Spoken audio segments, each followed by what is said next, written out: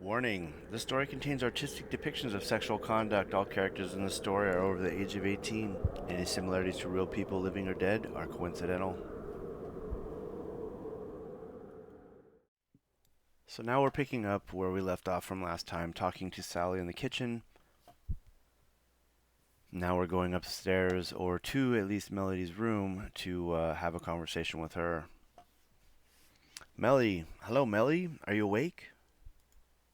True to my word, a few hours have passed, and now I stand outside Melody's bedroom door. It's dark, and the hallway is cloaked in shadow. It's kind of imposing. I feel like an unwanted intruder, an interloper, a vampire-like. All I can do is wait for Millie's invitation to come inside. I could wait and wait and wait until hell itself freezes over, but I don't think that invitation is forthcoming. Millie doesn't reply. I rap again, my knuckles brushing against the wooden door. Melly? Mellie's bedroom door is dark mahogany, framed by plum-colored wallpaper. There's a small wooden plaque displayed on the door above the brass doorknob, which reads Elodie in colorful letters. The M fell off years ago, leaving behind a strange, unfamiliar name. Still, despite my knocking, Melody doesn't answer. I'm not sure if she really is asleep. At 7 in the evening? Yeah, right. Or if she's just ignoring me. Alright then, I'm coming in. Excuse me. And with that small apology, I take hold of the brass knob and turn it.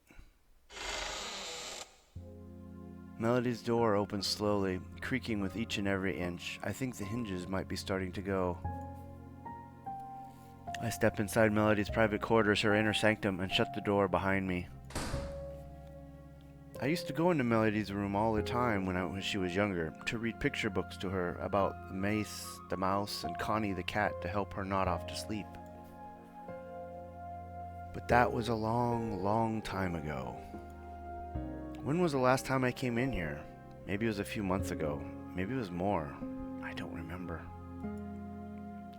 Melody's room is dark, the lights off and curtains drawn, but I can dimly make out shapes in the gloom.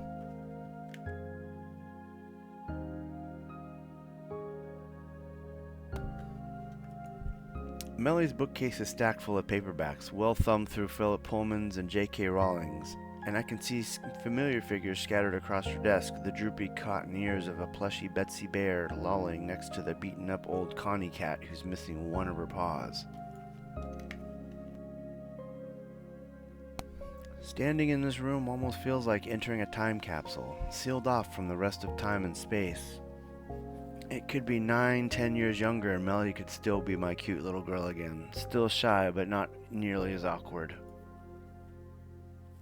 Maybe Melody loved me more back then. I think I might have loved her more back then too. I can see a small lump curled up underneath the covers, and long black hair, fanning out across the blue bedspread, now deep navy in darkness. Millie's back is turned towards me, so I can't see her face. I'm not sure if I'm happy about this or not. I wonder what kind of expression she's making. Do I really want to know? Mellie? I approach her slowly, cautiously, as a convict might when approaching the gallows, as Marie Antoinette herself must have done more than 200 years ago. Mellie, are you asleep? A stupid question to ask, of course. If she really is asleep, she can't possibly answer. And if she isn't, then she must be pretending, so won't reply to me anyways. As expected, she doesn't say anything. The silence stretches on.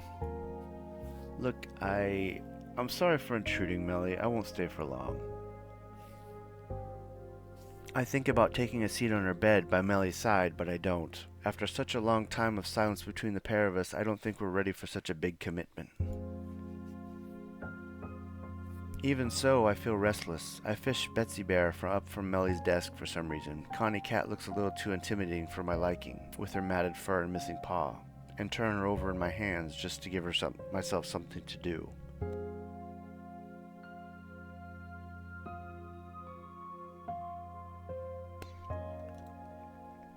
I just thought I should come here because I wanted to say I'm sorry.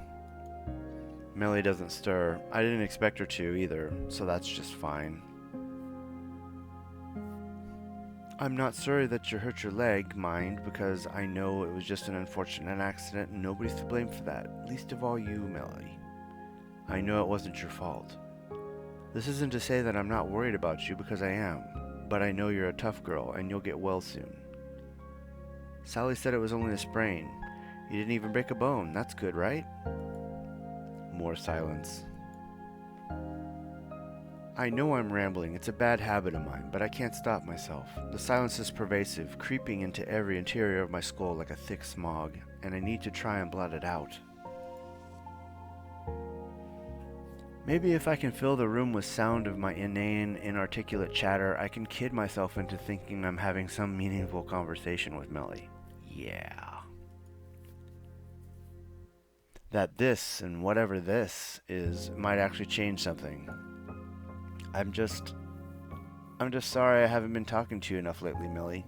I know I've been kind of distant, and it isn't your fault. I swear it isn't. I've been really busy at work. And I know you're probably thinking, how could he be busy? He's just a music teacher. And I'm not mad about it. Everybody thinks it. Even Sally thinks it.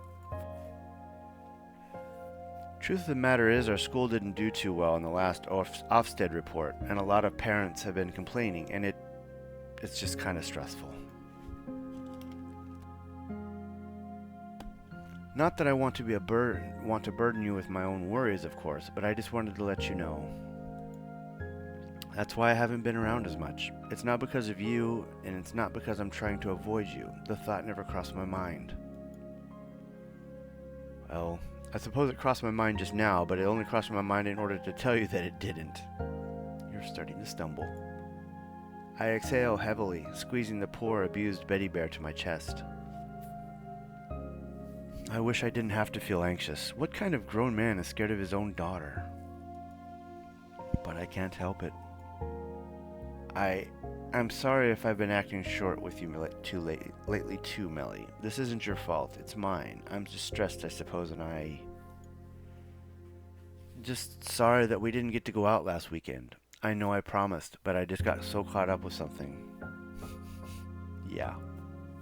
I know it doesn't make it better, and I really am sorry. At this, Melly makes a noise. It's so small it could belong to a mouse, but I heard it clearly nonetheless. So Melly wasn't sleeping after all. She was just listening to me. That at least is a little reassuring. If you want, we can go out this weekend, do something together like a family. How about that? Melly doesn't say anything in response, but I see her shift slightly under the duvet. Does that mean she's thinking about it? Yeah, it'll be fun. We haven't done anything together in a while, so it might be nice to get out of the house. We can go anywhere you want. To the zoo, for a walk, maybe to the beach. I know how much you liked going to Whitby when we were little. Anyway, you don't need to come to a decision right now. Just think about it. If you want to go anywhere, just tell me or Sal. We'll sort it all out for you. Melly still doesn't respond, but I think I've gotten her attention. I wonder if it's some kind of cruel genetic trick. When I get anxious, I can talk forever. Whereas when Melly gets anxious, she can hardly force herself out to say a single syllable. We might be a father and daughter, but I don't think we have that much in common. We're more like polar opposites, really. But even so, we are flesh and blood. We are related. I promise, Melly. You want to go out? We'll go out. You deserve it. You're my daughter, and I love you very, very much. I love her more than words themselves can express. I think about giving Melly's head a pat, her head a stroke, but I don't. Instead, I squeeze Betsy Bear tighter until her head collapses on itself like a rotting fruit. Oof.